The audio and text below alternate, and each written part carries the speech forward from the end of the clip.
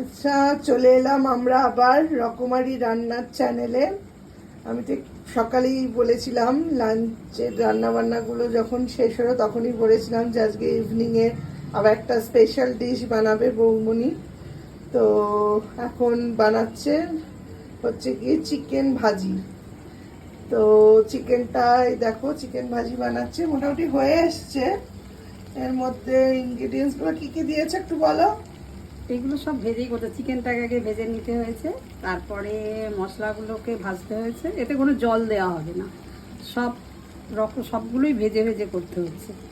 যে লাস্টে ধনে পাতা মানে একদম ড্রাই মতো ড্রাই হয় আর চিকেন। কি। এতে ওই শুকনো লঙ্কা গুঁড়ো, নুন, হলুদ, ওগুলো তো যেগুলো হলুদ দিচ্ছে, যেগুলো মোটামুটি দিতে হয় দিয়ে, রসুন, অল্প, পেঁয়াজ, হ্যাঁ, আদা, রসুন, পেঁয়াজ, আদা, টমেটো সব ভেজে ভেজে ভেজে সব ড্রাই মতো করে আর কি ডিনারে এটা আর কি রুটির সাথে একদম কষা কষা মতন করে লাস্টে ওপরে আর কি ধনে পাতা, একটু অল্প একটু গোলমরিচ ছড়িয়ে দিয়ে আর কি স্বাদ মতো সব দিয়ে আর কি রুটির সাথে খাওয়া হবে এটা।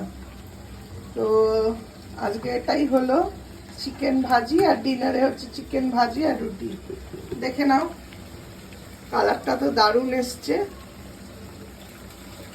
একদম পুরো এটা ড্রাই হয়, কষা কষা মতো, কোনো জল পড়ে না। এটা মানে রুটি বা পরোটা বা লুচি এইসবের সাথে খেতে ভালো লাগবে।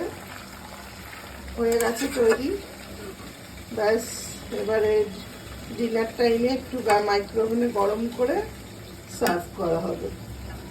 তাহলে আজকে এইটুকুই, আবার আমরা নেক্সট ডে ভিডিও নিয়ে আসবো।